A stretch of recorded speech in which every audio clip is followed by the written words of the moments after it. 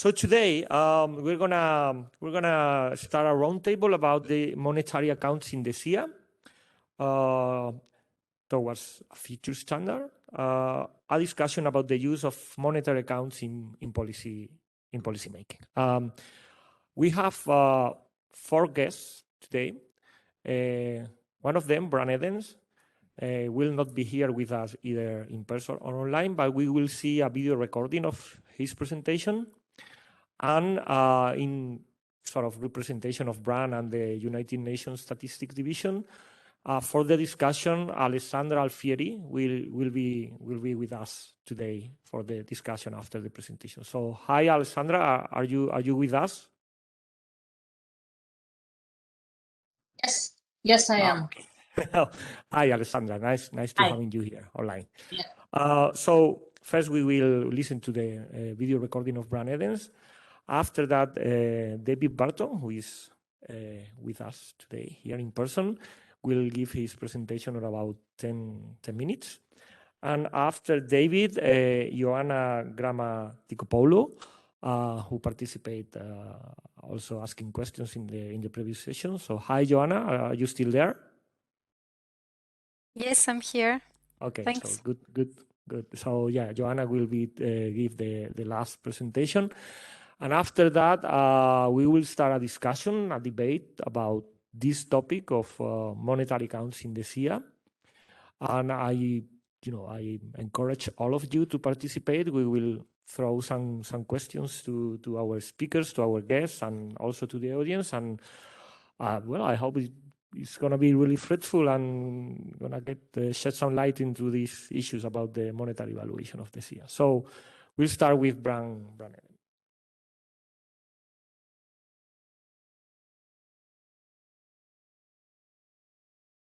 Hello, everybody. Thank you for the opportunity to present to you about the monetary valuation in the SEEA ecosystem accounting, where we are now and the road ahead. And I'm sorry that I cannot be with you live today. So in terms of the context, specifically the relation between the SEEA and the SNA, well, first of all, the SEEA central framework expands the asset boundary, having a broader interpretation of benefits, and as a result of this, the whole physical environment becomes in scope of measurement. Then, in addition, the SEEA ecosystem account, well, it has the same asset boundary. It expands also the SNA production boundary with ecosystem services. And these ecosystem services are conceptualized as transactions between ecosystem assets, suppliers, and then beneficiaries, such as households and economic activities as the users. The SEEA EA also distinguishes ecosystem services as outputs from cost as inputs, and thereby forms a clear departure from restoration cost approaches. So the main approach and intent of the development of SEEA ecosystem accounting has been to be consistent with the valuation principles of the SNA, most prominently the notion of exchange value, and thereby taking a different perspective on than what is most commonly found in the ecosystem services valuation literature that is focusing on welfare values or taking TEV, total economic value approaches. So basically, the approach is very similar to what is done, for instance, when valuing so-called unpaid household work like cooking and cleaning, which is a satellite account to the SNA, where we also impute for these non-market transactions. As part of the SEEA EA revision process, we, I think, encountered, however, a few problems, and one of them is really the interpretation of some key SNA valuation principles, such as exchange values, specifically how they would apply in non-market situations, which is something that you encounter a lot when you try to value ecosystem services.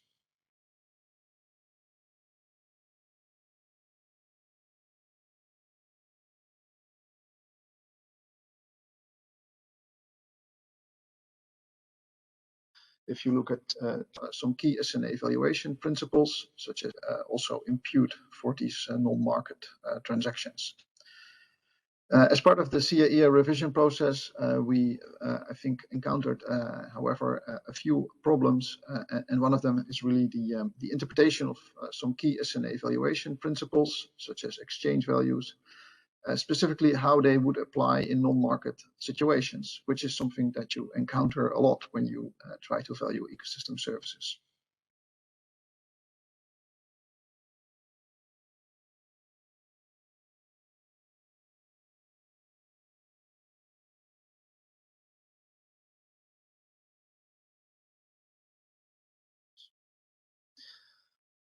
So monetary valuation in the SEEA EA. First of all, I think it's important to emphasize that the SEEA EA has a clear foundation in physical measurement. So we have these ecosystem extent and ecosystem condition accounts, and also ecosystem services accounts in physical units.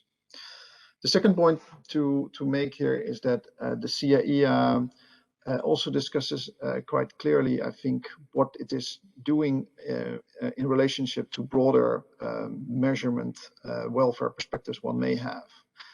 So clarifying that the focus of the SEEA is on the use, so really the sort of the environmental economic nexus of the environment, but clearly recognizing that there are also other perspectives one may have, such as relational or intrinsic values. So the core, I would say, the main monetary accounts are described in chapters 8 to 11. So we have ecosystem services accounts in monetary units, monetary ecosystem asset accounts, and basically, if you look at changes in value over time, you have entries for degradation and enhancement. We also have integrated presentations, which allow you to, in a way, go beyond GDP. For instance, by include the additional output of ecosystem services, but then also adjust aggregates for degradation of ecosystems. And then we also recognize in chapter 12 that there are all sorts of complementary evaluation approaches that one can take. So these are, for instance, welfare-based approaches or polluter-based principles-based approaches. And then finally, so the ecosystem accounting was adopted in March 2021, but specifically chapters 1 to 7 that contain the conceptual framework and the physical accounts as a statistical standard, and then chapters 8 to 11 as describing internationally recognized statistical principles and recommendations in a context that is coherent with the concepts of the SNA. So not the same language as statistical standard, but at least from our perspective, still very strong language. And at the same time, I should mention that the committee also requested to resolve outstanding methodological aspect as defined in the research agenda. That is also contained in the handbook. So the SEEA EA, specifically chapter 9, includes what is called a preference order, which is very much inspired by the SNA.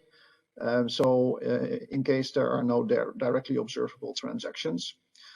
So basically, it goes down from prices that are directly observable to prices from similar markets or proxy markets, prices embodied in market transactions, such as resource rent or residual value approaches. Then we have prices from revealed expenditures on related goods and services, for instance, travel cost and averting behavior methods. And then finally, sort of the lowest preference would be prices from expected expenditures or expected markets. And examples are, for instance, replacement cost approaches or simulated exchange value method. So we have been working also as part of the SEEA ecosystem accounting implementation strategy on developing complementary guidelines. So we are releasing shortly guidelines on biophysical modeling of ecosystem services and assets. But we have also been working for quite some time on guidelines, or I should say now a technical report on monetary evaluation. yeah, in light of also the discussion in the UN Statistical Commission, we see it as an interim report.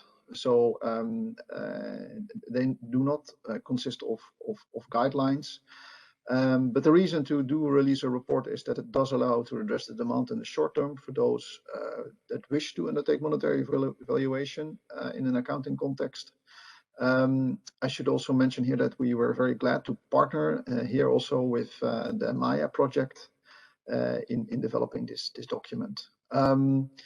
Yeah, it has an interim status, so the work will definitely continue. As part of, for instance, we are forming thematic working groups on forests and oceans that will have more like a cross-cutting perspectives on looking at extent, condition, and then also ecosystem services in physical and monetary terms.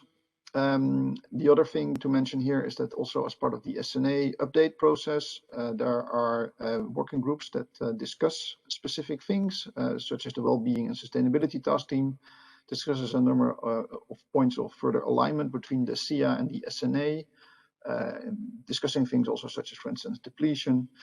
And then there's also a working group on SNA valuation principles that has, I think, specifically also been established to further to seek further clarity on some of the issues around the SNA valuation principles that we encountered as part of the revision process. But I think it's broader than just the environmental dimension. I mean, you get into the same issues when you think of, for instance, free services in sort of the context of digitization. And finally, I also wanted to mention here that also there is an increasing interest also from the all sorts of private sector initiatives that work towards standardization. For instance, the Task Force on Nature-related Financial Disclosures. So the valuation report, this is the outline. So we have short sections on foundation. Section 3 on valuation methods discusses in greater detail what is, I think, included in the SEEA EA Chapter 9, going basically method by method and discuss how they can be used. Sometimes some additional assumptions or work is required to measure exchange values. Then I think one of the key chapters is really the chapter 4, where we discuss for the reference list of ecosystem services, for each ecosystem service, possible methods, and also discuss sort of a tiering based on the preference order I mentioned before, but also the basically the spatial detail and accuracy of the method. Yeah, there's a chapter also on valuing ecosystem assets. And then I think also an important chapter, chapter 6, that also discusses things such as value transfer and value generalization, available platforms, tools, aggregation, and also how to communicate values. And I know David will also talk more about that later on. Yeah, in terms of the, I think there are a wide variety of policy uses of monetary valuation. So there's, of course, I think the more traditional use in macroeconomic accounting. I think this is very much where where we started off with in the early 1990s, this idea of green GDP. But I think we left that notion and we now talk about environmental adjusted measures. Also, I think of other aggregates like income and savings. And it's not just sort of the negative, there's also the positive, like, let's say, additional output for ecosystem services that we would be talking about. And of course, also it also feeds into extended measures of wealth accounting efforts. Then there's a range of sectoral policies that can be informed, such as forest policies, land use planning, and so on. And also, due to the spatial underpinning of the accounts, the possibility to inform all sorts of instruments like PES schemes or eco-compensation schemes, land degradation neutrality targets, and so on. More specifically, there's also, I think, a lot of use in terms of monitoring and reporting. Just to give an example, the post-2020 Global Biodiversity Framework Goal B on ecosystem services explicitly refers to the SEEA ecosystem accounting. And then I think there are all sorts of uses, basically, of accounts, for instance, as integrated data sets, as inputs in scenario analyses. And we actually also released a specific report on that. So to conclude, from my perspective, I think monetary valuation will likely always remain controversial. And that's why it is important to depart from solid physical accounts and also communicate very clearly when releasing information in monetary units on assumptions made and also what's included, what's not, and so on. In order to resolve, I think, further outstanding and methodological issues, it's important to get clarity on key SNA principles. But in parallel, it's also important to gain further practical experience with accounts compilation by countries. I think there's a wide range of policy uses of monetary accounts, and I very much hope that this valuation report will prove useful to practitioners. Thank you so much, and I wish you very fruitful discussions. Bye.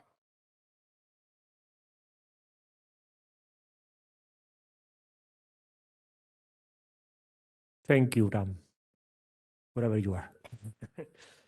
So, David is here.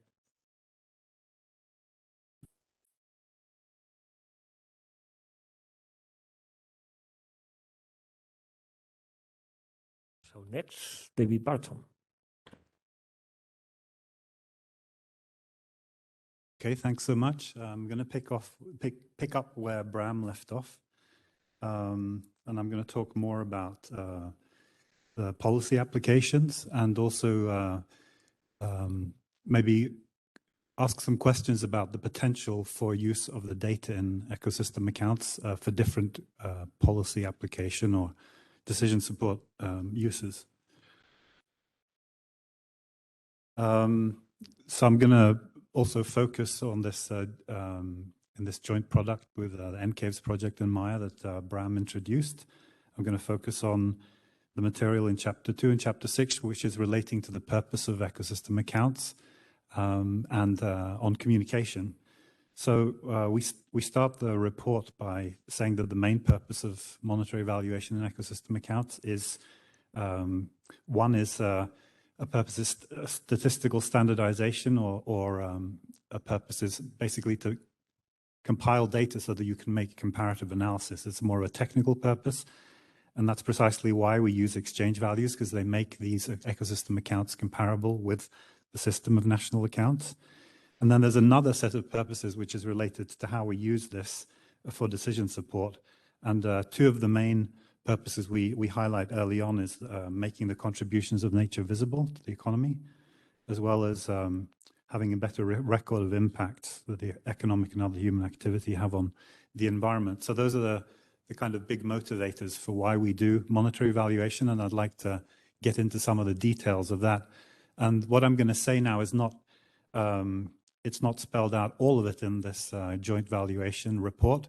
A lot of it is hypothesis to kind of get the discussion going, because that was the purpose of the roundtable. So this isn't, well, I'll go through, before I get to the hypothesis, I'll go through some of the things we do say. So the main purpose of computing exchange values is to bring current ecosystem services that are outside the production boundary, the non-SNA benefits,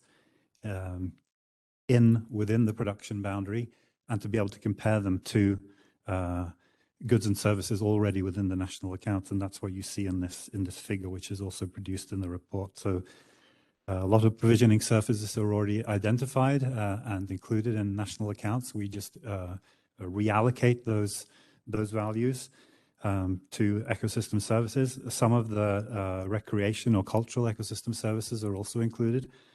Some are not. And then most of the regulating services are not included. But I'd like to take a step back regarding the purposes. So when we're economists, we do valuation for a number of different purposes, which I'd like to hypothesize have increasing requirements for accuracy. And I'd also like to hypothesize that the requirements for accuracy of monetary valuation for the purposes of ecosystem accounts that I just mentioned they're at the low end of accuracy requirements. And again, this is a hypothesis for discussion. But as you saw, one of the purposes is to make ecosystem services visible to the economy. So we could clearly say that that's an awareness-raising purpose. And if we're doing awareness-raising, what we want to identify are big numbers. So we want to say that they're not in the millions, they're in the billions, or maybe even in the trillions. But that's, for a policy purpose, for convincing people that this is important, that's what we need to do, and that's the level of accuracy we need to work at. The other, and I'd say this is sort of the main, maybe the main technical ambition of ecosystem accounting with monetary values, is to be able to identify, both in physical terms, but in this case in monetary terms, is the value of our ecosystem assets changing significantly? Is it changing over time, or is it changing significantly differently between areas of the accounting, or let's say the nation or the region or the municipality where we might be managing our assets? So this is the second main purpose in my view, and this, I would hypothesize, requires greater accuracy of the combination of biophysical accounts and valuation than the awareness-raising purpose, which is just show me the numbers. And I would say that it's quite a high bar to pass, and we saw that yesterday with just the biophysical accounts, that you have to be able to show that there's a significant change in order to detect a policy-relevant trend, and maybe even a big change that's not only statistically significant, but also policy significant. So that raises the bar regarding accuracy of both valuation and biophysical accounts. And then as economists, we often think of further purposes, which you saw Bram mention, that the integrated data set of accounts would be able to be used for such things as cost-benefit analysis, either seeing whether something is worth it or choosing which alternative is the most efficient. And I would hypothesize that those requirements are even more demanding than trend detection, because they also happen at a more local level, with a project level. And if we continue then as economists, we like to use valuation when we can for instrument design, and I would argue that that requirement is even more policy or more accuracy demanding than the others. And finally, if we're in a court of law, or we're looking at economic liabilities and we need to impose sanctions or use valuation for assessing damages, determining fines or compensations, then that's the highest level of accuracy required. And SEEA says that the monetary evaluation we're doing for SEEA could potentially be used in some way or other for almost all of these purposes, maybe not the last one for economic liability in a legal case, but definitely for the others. And so what I want you to think about is the accuracy requirement in those different contexts varies. That's my hypothesis. And then that affects the extent to which we think we can use these estimates compiled for ecosystem accounts in these policy applications. And that's what I'd like to open the discussion for. So again, hypothesis, this isn't scientifically proved, it's just an illustration. If we take the purposes that are highlighted in our report and try to sort them, I just did a sorting exercise, and again, this is not by any means rigorous science, but if we try to sort the purposes often talked about for ecosystem accounts under these, at least the 4 first headings, starting from the one that has least requirements for accuracy and moving to the most accuracy requiring purposes, we have comparing the values of environmental assets with other assets, highlighting the relevance of non-market ecosystem services, assessing the contribution of ecosystem inputs to production, improving accountability and transparency. I would say that all of those go under the heading of awareness raising, but it can be discussed. When it comes to trend detection or change detection and impact assessment, well, evaluating trends, deriving complementary aggregates related to degradation, and assessing financial risks associated with the environment. When it comes to priority setting, we argue that we can use the monetary estimates for comparing the trade-offs between different types of ecosystem services and the sectors that use those services. And finally, policy instrument design, we often argue that this provides baseline data to support scenario modeling, looking to the future, assessing policies, and also calibrating environmental policy instruments, which is by definition policy instrument design. So I invite you to think about how these different purposes that we, when we communicate the importance of ecosystem accounts, where are the main purposes and where are the auxiliary purposes, and how are the different requirements for accuracy? Just going to go through this another way, and I'd like to use this graph for you to think about the extent to which we can end up with a single valuation method for a single ecosystem service. The question for the roundtable is, can we standardize? And I'd like to throw out the suggestion that it's going to be harder to come up with a single monetary valuation method per ecosystem service, because monetary valuation is more context dependent and conditional than biophysical methods. Biophysical methods, per definition, are landscape context dependent, obviously, but monetary valuation is dependent on the biophysical context, and in addition, it's dependent on the resolution of the data, because if you have a lot of data, you choose one monetary valuation method, and if you have less data, you choose another. And that's some of what we go through in the report. Which tier of data accessibility are you at, and then which method do you choose? There's some advice in the report on that. And in addition, we often choose our valuation method depending on what policy, let's say, what institutional structure is in place. What is the rights allocation? Are there environmental standards? Have those standards led to cost accounting? And that makes it easier for us to use a cost-based method, et cetera, et cetera.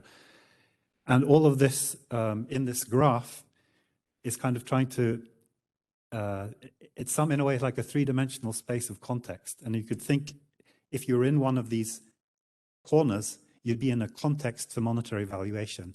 And I don't think we can ever homogenize those contexts completely. There's always going to be scale and policy at different scales. There's always going to be differences in resolution, data access, which means that conditions our choice of monetary valuation method. And there's always going to be a difference in purpose, which requires different levels of accuracy.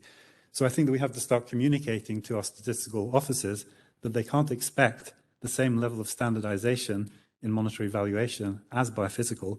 But I was saying, we were having a discussion over lunch, and I was saying it doesn't mean that I'm a pessimist and I'm saying we have to give up. It just means that it's a bit more complicated to get to a place where we feel that we're using the same things, and it's going to be more heterogeneous than the biophysical. I think that's what I want to say here.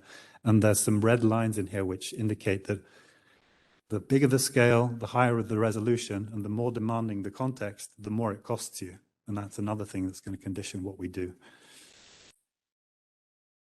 And then the challenging thing in addition is, once we get our values, which value space are we communicating in? There are different, let's say, macro ways of communicating the economic value of nature or ecosystem services, and we're competing in this space where different kinds of valuation arguments are flying around. And so the space we're delivering on, and we have this great work then from the Netherlands, and Alicia, I'd like to add from the UK, that when we do this with our best available knowledge and a pretty good resource support from the central government, let's say the Netherlands and the UK are maybe the best cases for policy support for accounting, we come to the result that ecosystem services, as compared to GDP, in the Netherlands, around 1.9% if you choose an ambitious valuation scope, or less if you have a more limited scope. In the UK, coincidentally, almost the same result in terms of GDP, and not for the same year, but still as a percentage almost the same. This is significant. It's not zero. Before it was zero, now it's 2%, and maybe it'll go up to 3-4% when we add more data, add more effort. But we're competing in this space with the following. So, for example, the World Bank has done modeling on the impact in terms of gross value added, and has looked at what would happen if we had partial ecosystem collapse relative to a no tipping point scenario, and that would result in a loss of real GDP by 2.3% by 2030. That would be quite low in high-income countries, but much higher in, quite low in high-income countries, but much higher in low-income countries. So that's at the similar level to what we saw previously. But you have in the business sector, the World Economic Forum, also using gross value approach, then looking at more what's the let's say, exposure of different sectors. And if you look at the degree of dependence that sectors have on nature, you have, for example, that highly nature-dependent sectors equivalent to 15% of global GDP, and moderately dependent industries equivalent to 37% of global GDP. And if you bring in welfare values and do benefits transfer like Costanza did a couple of times, lately 2014, you find that the welfare value of ecosystem services is more than global GDP. And if you see how often the Costanza data is cited by the OECD, by World Wildlife Fund, by the IUCN, you can see that we're competing in this argument space with these kind of things. So what do we do about that? I don't have the answer, but it's a communication challenge that I'd like to leave you with. And I think maybe I've spent my time there. Just a final hypothesis, which again is not in the report, but starts from the report. Bram mentioned that in the report, there's a SEEA EA order of preferred approaches, which starts with prices that are directly observable, goes through prices from similar markets, the kind of methods that are talked about as compatible with SEEA EA end with prices from expected expenditures or expected simulated markets. Beyond that, we still have monetary values, which are the values derived from stated preference or welfare-based methods. That defines the monetary valuation space. But outside, and Adrien argued, for example, from a plural valuations perspective, when you do qualitative valuation methods in the social sciences, you're also doing valuation in nature. And we could argue that the biophysical work that we do is also valuation in a plural valuation sense. And it is maybe the most encompassing of the data sets on plural values that we generate. But I just added a further color on the outside saying we don't know, because you do have Mother Earth type values and other kinds of perspectives on the cosmos that even go beyond that.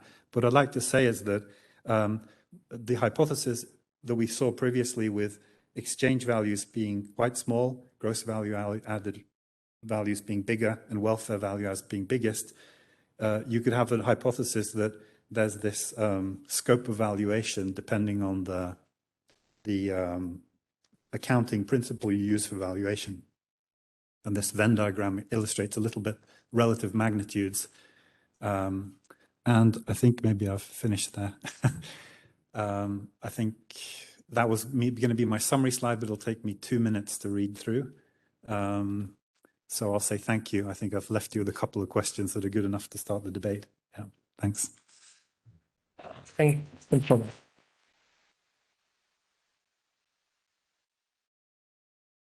Thank you so much, David. It was really, really good and really interesting questions that we will have the chance to discuss after Joanna's presentation. So, Joanna, please go ahead. Thank you very much. It's a pleasure to see Maya colleagues, and I'm really sorry that I'm not there. I will share my screen, and hopefully it's going to work.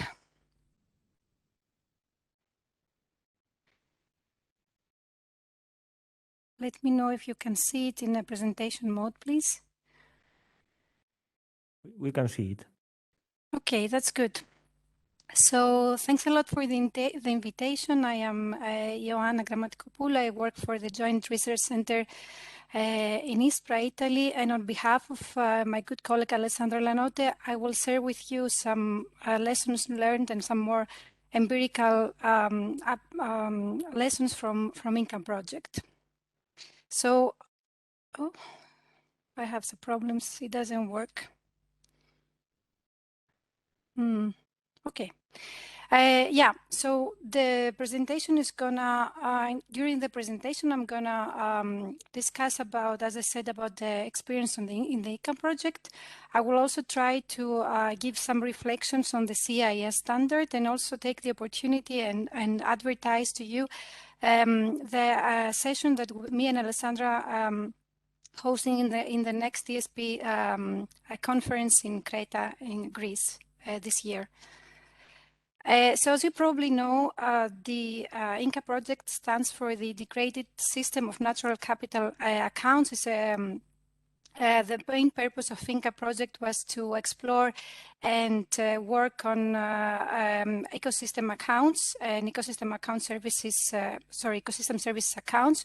So to explore how this can be built in practice. The project was fully aligned with the SEEA EA framework.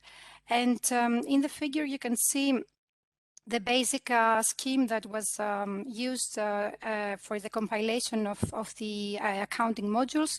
So basically, the information should start from the data collection starts from the ecological side, what the ecosystem can provide in terms of services. Then the demand size comes in, and as long as there is a match between these two sides, an ecosystem service use is generated, and we end up with the supply and use tables of ecosystem services as an accounting module. But as a novelty, the INCA project also consider the mismatch between these two sides. That is the case where the potential or the supply side of the ecosystem is not covering the demand. So during the project, there were 9 ecosystem services assessed, both in physical terms as well as in monetary terms. 2 provisioning services, crop provision and timber provision, 5 regulating services, pollination, soil retention, water purification, flood regulation, and habitat and species maintenance. And 1 cultural service is nature-based recreation. And the methodology and the outcomes are explained and described thoroughly in the technical reports of INCA project. Then another important outcome of the project is a policy report that summarizes how the information of all these 9 accounting modules can offer policy support. So on the monetary part, what we get from SEEA EA from SEEA EA framework is in chapter 9 is a description of the main monetary methods that we can employ in monetary accounts. And actually, there are 5 main eligible methods that can be used, all based on directly observable prices. So prices that are either observed in market construction, or prices that they are revealed in expenditures, or are prices that they are based in expected expenditures, and prices that are related to similar goods and services. So these methods are thoroughly described in chapter 9.3, but the framework also describes the potential of using other services, including stated preferences methods. And in a separate chapter, the framework describes the value transfer method. So given that, what we've used in the INCA project, and you can see here just a summary of what we did in practice, is that most of the services, for most of the services, we've used actually the prices that they are reflected in the market and the prices that they are based on expected expenditures. Further than that, what we're working on currently is to explore the production function method to evaluate crop provisioning services and the use of value transfer methods for accounting cost carbon, the social cost of carbon, and the air quality ecosystem service. So these 2 methods are tentative at the moment. So it's I would like to share with you some of the challenges we faced during these applications, and I will try to provide you with the examples. So one main challenge that we have encountered was the price volatility for the methods that they are based on prices exchanged in markets. That was the case of carbon sequestrations, where we use prices from the emission trading scheme, and that can create problem because it can easily underestimate or overestimate the value of service given the price that we can find at the specific moment in time. So it's quite unstable. Another problem we encountered is that for certain methods, we get account snapshots and not trends. So actually what that means is that we get prices or price estimates that they don't change in time. And that's bad because then we cannot adjust to the objective of the account, which is to produce regular accounts and also show how the value of services can change in time. For crop provision service, one difficulty we faced was that we couldn't disentangle the contribution of the ecosystem from the prices. So that was another challenge we faced when valuing crop provisioning service. The next was a difficulty to connect the monetary part to the fiscal part. So it's not straightforward how the physical part of the accounts can give either the inputs, the outputs, of the physical part of the accounts can be related or connected to the monetary part. That was, for example, the case of the air quality service, where we ended up using the value of statistical life, and we needed some sort of a bridge between the monetary part and the physical part. And last but not least, the application of monetary accounts was a difficult case because it was not always straightforward what method we should use for given or for selected ecosystem services. So to deal with these challenges, we went through different ideas. For example, to deal with the volatility of prices in monetary accounts, we estimate the values in both nominal and real terms. For dealing with the problem of the snapshot of accounts and to avoid values that they're not changing in time, we try to use methods that they can end up with models that can be adjusted in time, and also that models that can be open source, can use open source data. And for disentangling the contribution of ecosystem services, as was the case of crop provision, we tried also to choose a method that clearly could show how the ecosystem service directly contributes to the benefit. That was, for example, the decision on the production function method. And for making sure that the choice of the right method is the right one, we start reconceptualizing the whole process. And actually that came out during the discussion we had with experts on how to evaluate the air quality ecosystem service, because at that time we didn't we weren't sure what sort of method we wanted to use. We suggested to use a value transfer method, but it was not clear to our expert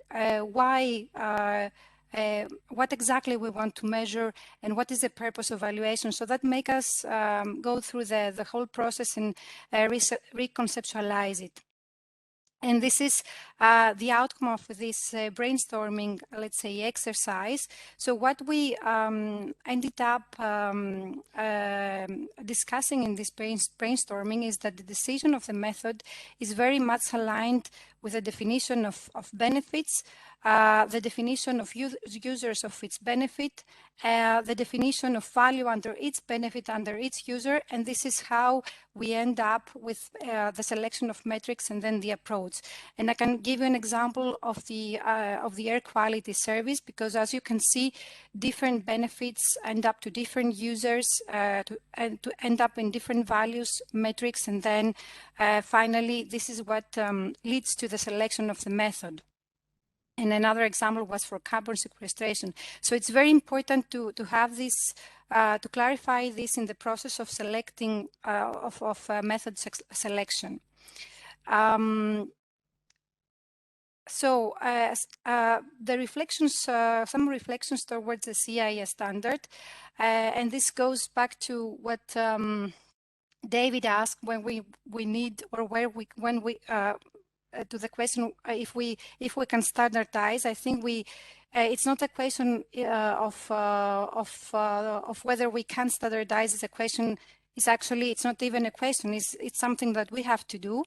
And for me, it's very clear that what we are missing at the moment towards this direction is clear guidelines.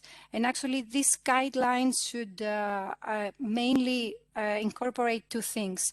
One is the process of selection of the methods, and two is the implementation part. And by process of selections, I mean all this concept or of the process on how to select the appropriate method, starting from the definition of beneficiaries to certain selection criteria of the method, because that's another thing that is not very well captured in SEEA EA guidelines and not in the technical report currently available. And then in the implementation part, we have to give clear, to clearly describe what are the steps of implementation for each method attached to specific services, and also to provide some sort of guidance of how valid these outcomes are, compared also to a reference value. And I have also attached here in this slide the engagement of environmental economists community, because this is something clearly missed. We've seen also in our empirical work that we can have valuation, empirical outcomes on valuation that doesn't come from people that they have the specific background, and that can create validity problems. So it's important that we engage the community and we clarify the roles that we all have in the process of compiling accounts. About the selection criteria, I give you here the example of the value transfer. So it's not that we have we have to give under these guidelines a one for all fit solution. It's to give for each different approach what the selection criteria should be and how relevant that would be for the ecosystem accounting. And maybe this is also relevant to the presentation of David's about the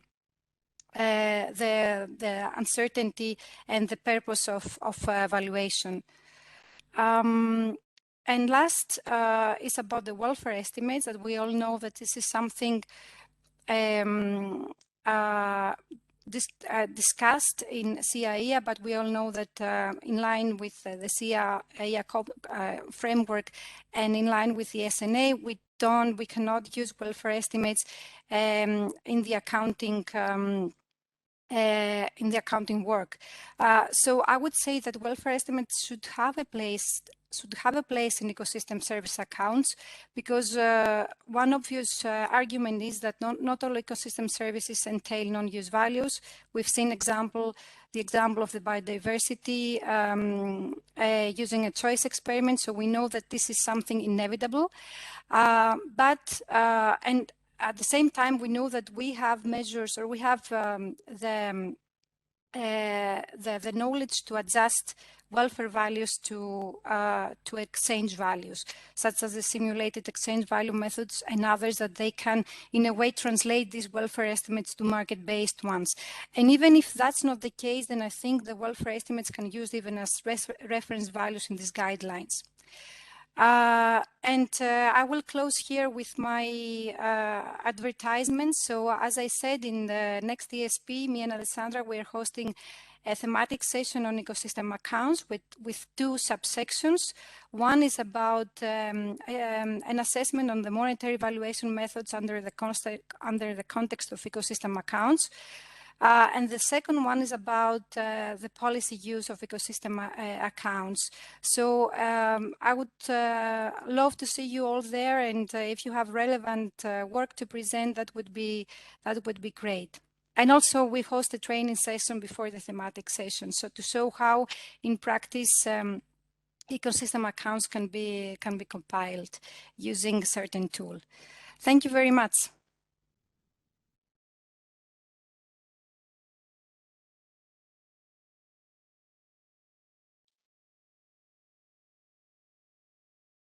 Okay, well, thank you so much, Joanna. So we have about 20 minutes to open up the debate, and although I will start this debate by presenting some questions to the speakers today, I insist that everyone in the audience want to participate. We'd be happy to hear your thoughts, your comments, your opinions about these two challenging issues, like we've been talking today here. So I like to differentiate between the two topics that have come up in the presentations today. On one hand, we have this policy making question, right? Like, okay, so we do all these accounts. Let's say that I'm going to make two questions here, and then we can start discussing about them. And we will pick up one of David's questions as the second one.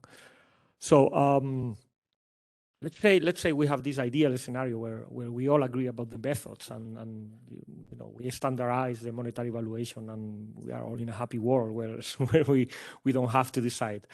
In my experience, when I've been working on this 15 years, and probably at the beginning I didn't even know I was doing ecosystem accounting, but especially in my postdoc period in California, I was doing all this work on accounting in the rangelands of and oak woodlands of California, and I was presenting that in a rangeland ecology group.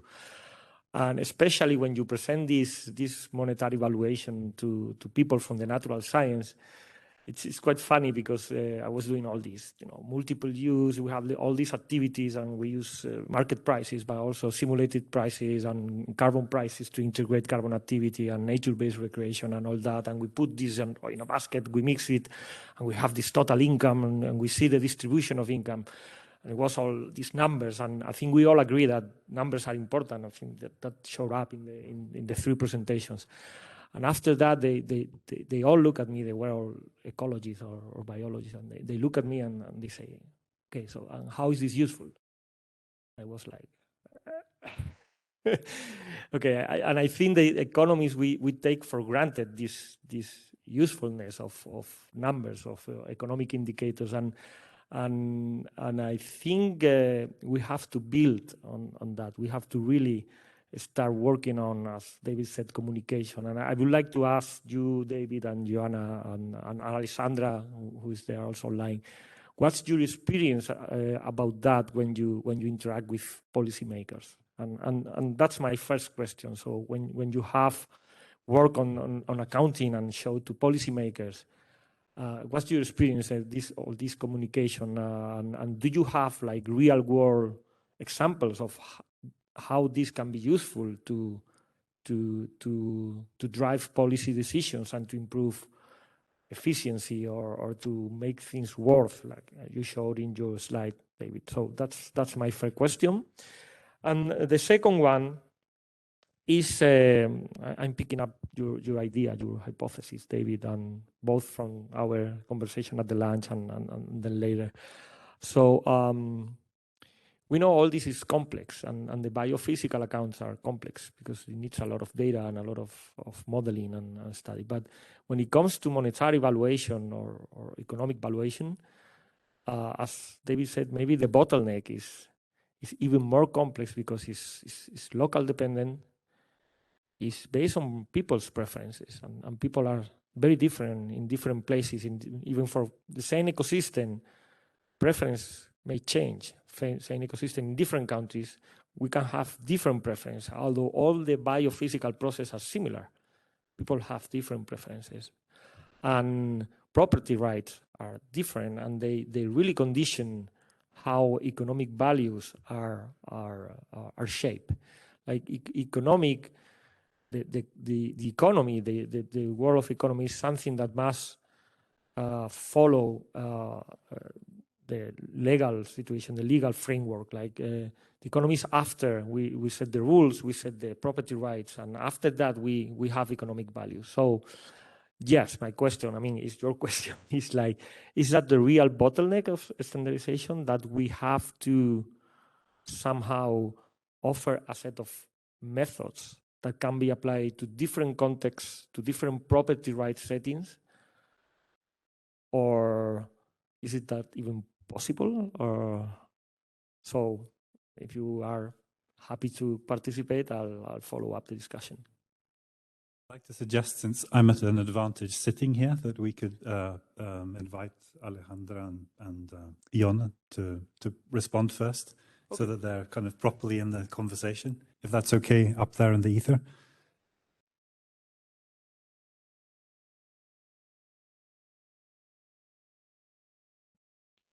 I'm not sure who is gonna go first. Maybe Alessandra, for the policy part. I think you're the right person to speak. Yeah, I mean, I can put some thoughts forward on this. I mean, our experience has been that it is true that it is not easy to communicate this.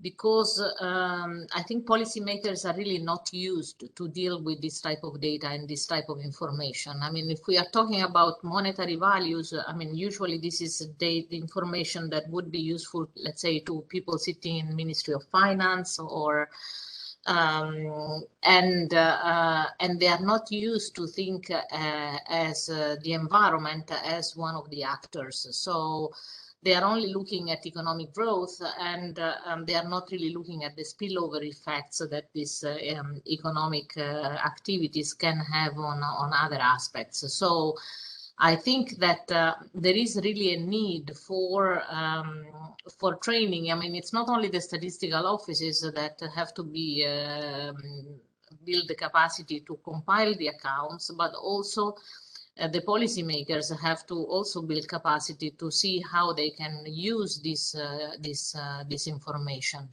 And I mean, this is a huge challenge. I feel that I mean, the way we are trying to address it when we have our projects at the country level is trying to have these multi-stakeholders groups and involve the users from the beginning, from the development of the accounts, so that they can actually have the feel of what the accounts are, the information that is developed, and how eventually can be used.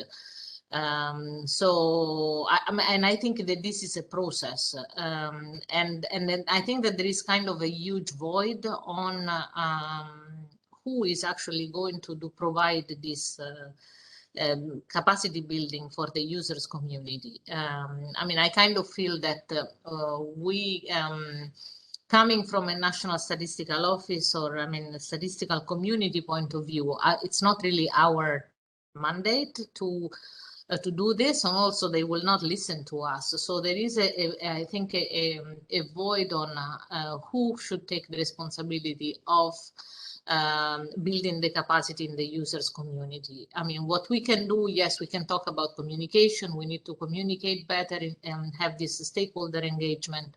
And that's how we have been trying to face this this information. And I think that the answer here is to do these estimates and put them out there for people to discuss and to think about it, and then build the knowledge and the capacity around this, and understand what these figures can be used for. I mean, I think that this the complexity also of the use of this data is that most of the time it's fit for purpose, and it's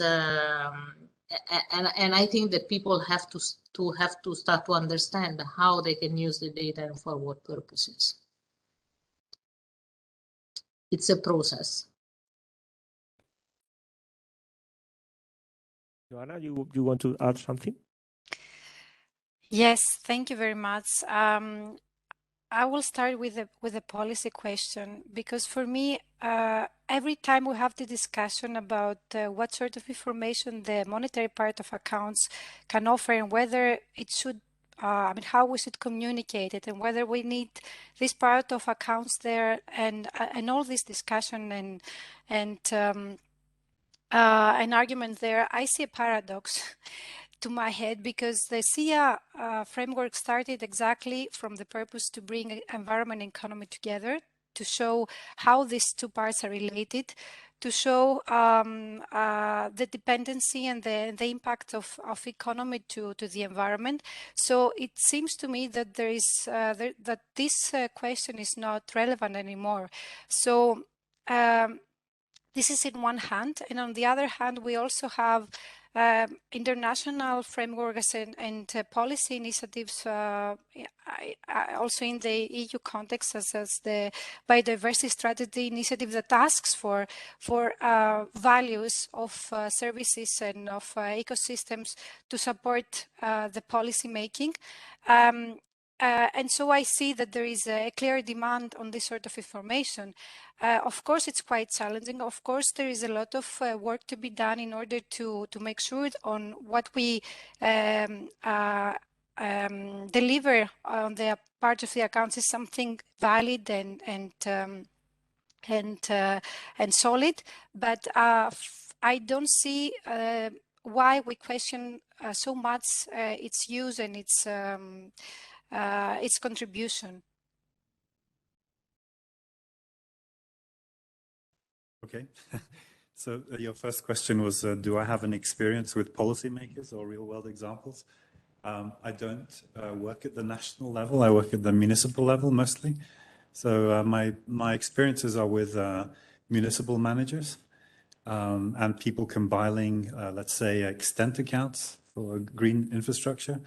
And the demand is very high. And that was mentioned several times previously.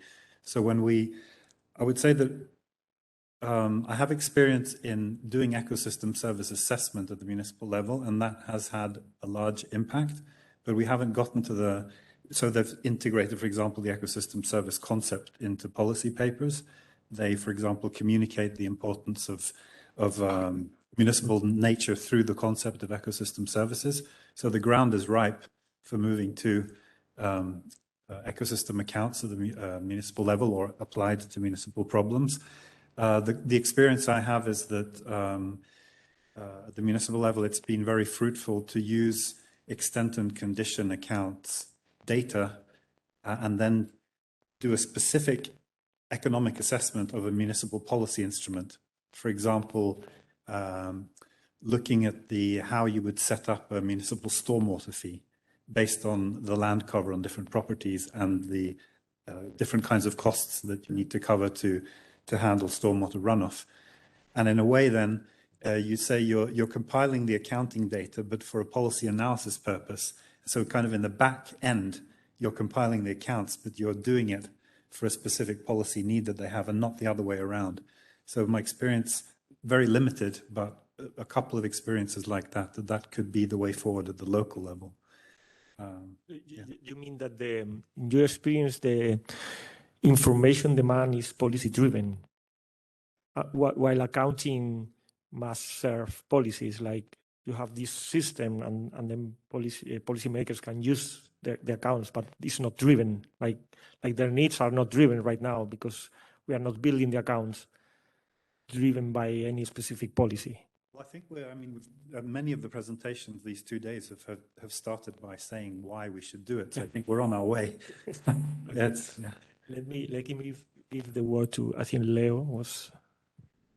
Yeah, Jose, you asked for what's your experience in using this type of information for policymakers, and in my experience over 30 years is very positive.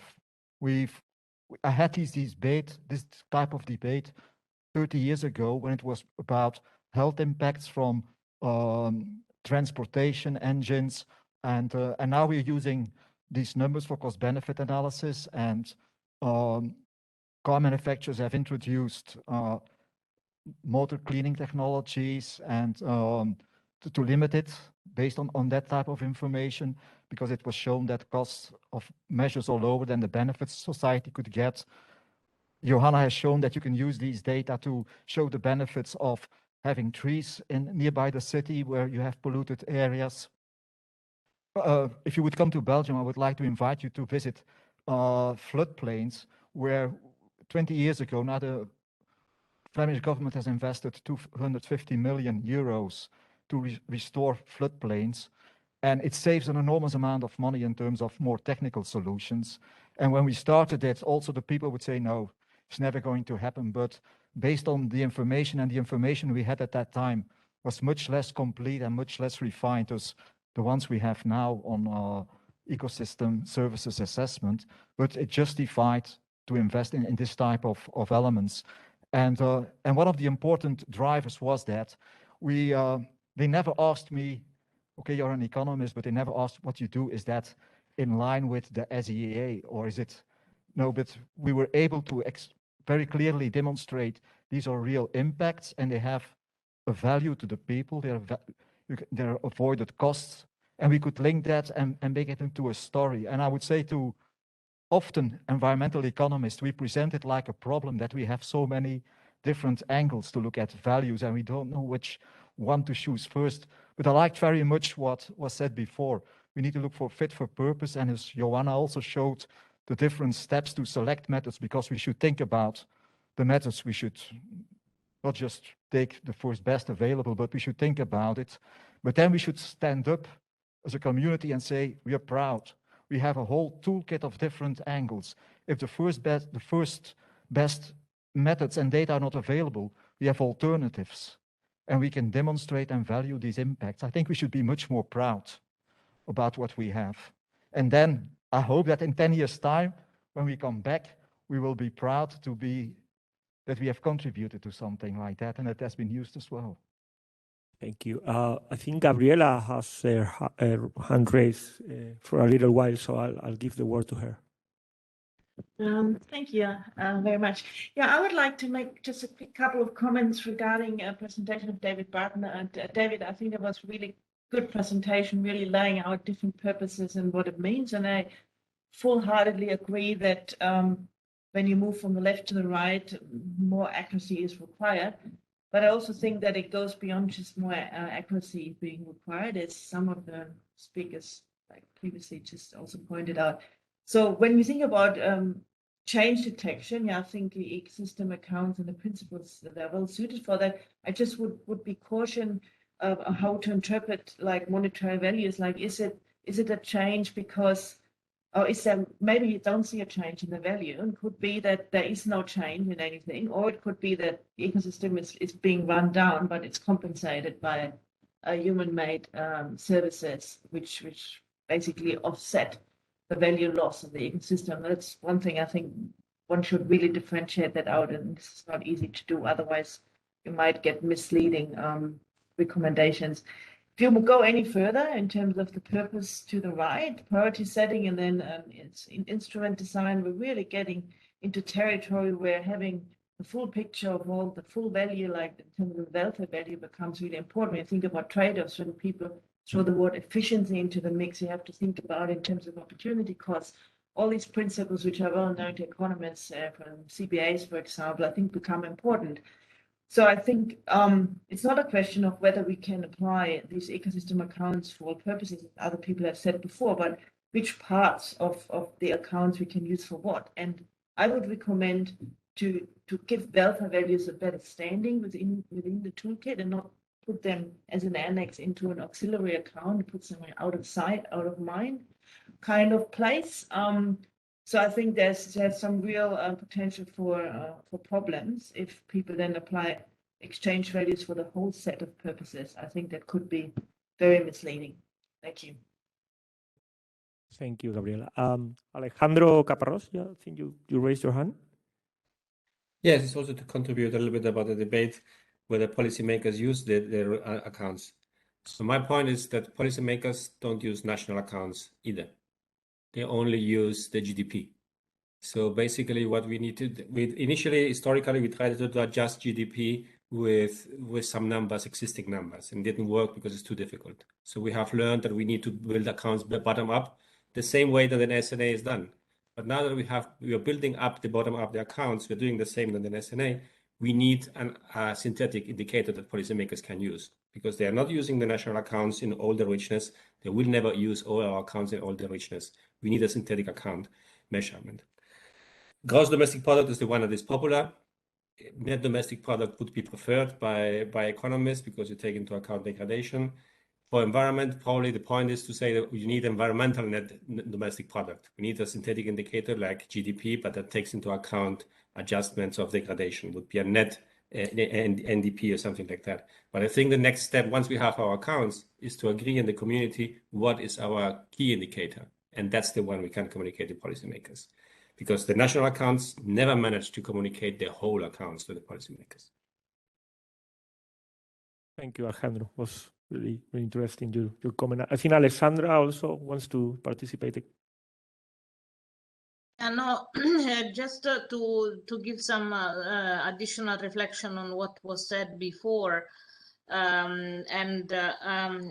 mean, I fully agree with the intervention that said that we should not just be negative on what we are saying or what we are doing, but there is value on although there are difficulties in compiling these accounts. I think it's quite important that that we are basically stand behind what we are doing, and this is even if it is experimental, even if we need further work and we need further refinement on this. But I mean, I think honestly, if I look at the national accounts, they are also facing quite a number of difficulties in compiling these estimates. It's not that everything is clean and accurate, and but they are not scrutinized in the same way we do. The fundamental problem that we have also is the fact that a lot of these data rely on modeling, and the national accountants are in words against modeling, but then actually all the estimates are often based on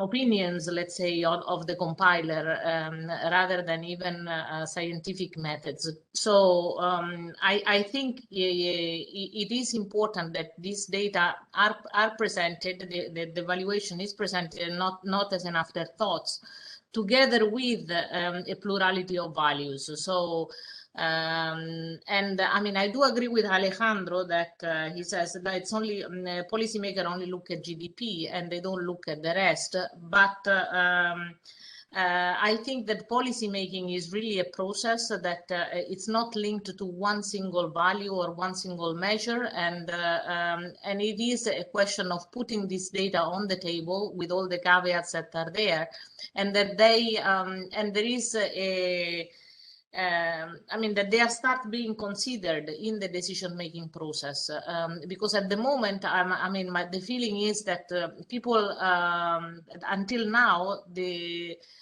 environment was completely left off the table. So yes, the data may be off, the data may not be perfect, that there are a lot of issues, but still, the objective here is really put some of this information on the table and make the environment being considered in the decision-making process.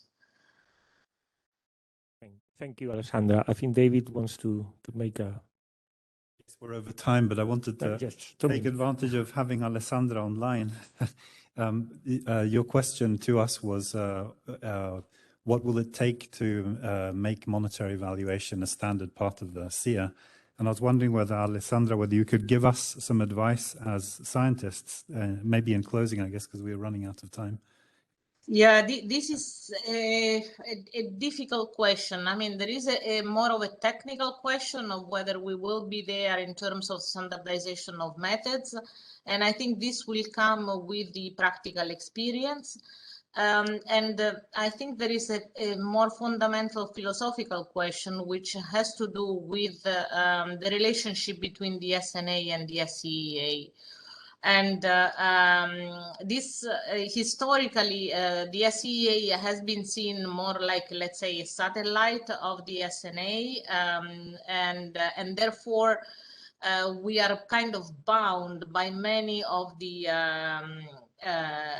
rules that are in the SNA. But my feeling is that increasingly the SEA has graduated from being a satellite of the SNA.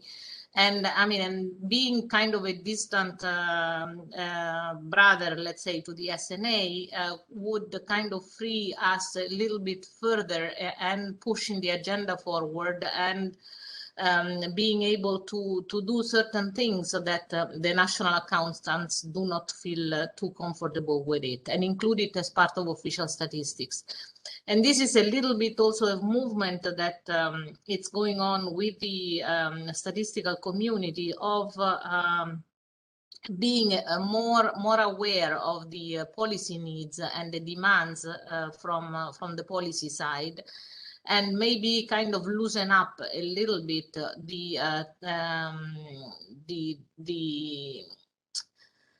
one way of seeing things. I mean, of being too how would I say, too strict in interpreting the rules.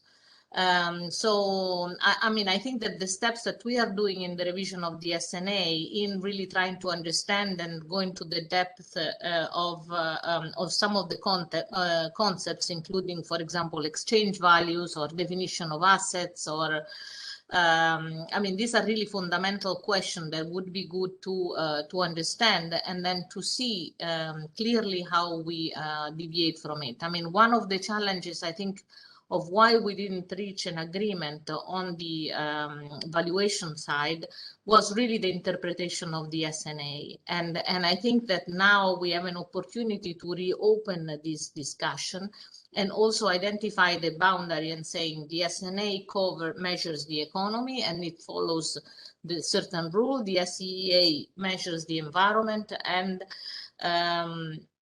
of course, these things have to speak to each other, but we also need to be aware of the policy demands and the fit for purposes and how we can meet these demands. So I feel that with the practical experience is really at the heart of this, and then we can reevaluate whether we can get standardization, at least on some of the topics. But I think it will be extremely important that we move in that direction. One last intervention by Lars. To take even more of the time, but I think this point is a little bit important, and that is that one of the reasons that we were able to develop the SEEA EA was, of course, because we had a lot of policy interest and thereby also good funding for all our work. And I think that funding was also partly because policymakers were expecting us to show the importance of ecosystems for economic activities. And if you look at the monetary values that we find at the moment, as David elucidated, we don't find such high values. We find 2% of GDP of our ecosystem services. Of course, we can increase that a little bit by saying, look, it's not, there's also secondary sectors like food processing, not only agriculture, that are dependent on ecosystem services, but still the value will remain relatively limited.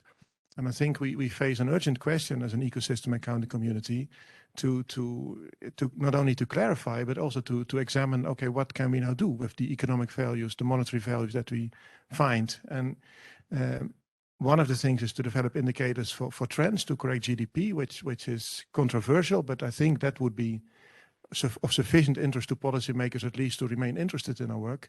And the other thing is that I think we should prioritize complementary measures for value that do indicate the importance of ecosystems for the economy and for society. And we should not slow down and get bogged only in very in-depth discussions, technical discussions on developing consistent SNA consistent valuation method, but we should really keep in mind that we need to maintain that interest of policymakers in our work. And we're in a bit of a critical phase at this point in time, because we still need quite a bit of funding to standardize the ecosystem accounting approach and to really implement it. So just a word of caution, I would say. Sorry to kind of end the conference in this the day with that word of caution. On the other side, of course, positively, we've done really a lot also in the Maya project, so we've made great progress. Just to say that we should not slow down and we should continue with the the great work we've been doing in the last years as a community. Okay, well, thank you very much. We're gonna finish off this session, and we still have 20 minutes to enjoy the poster session that you can see over there.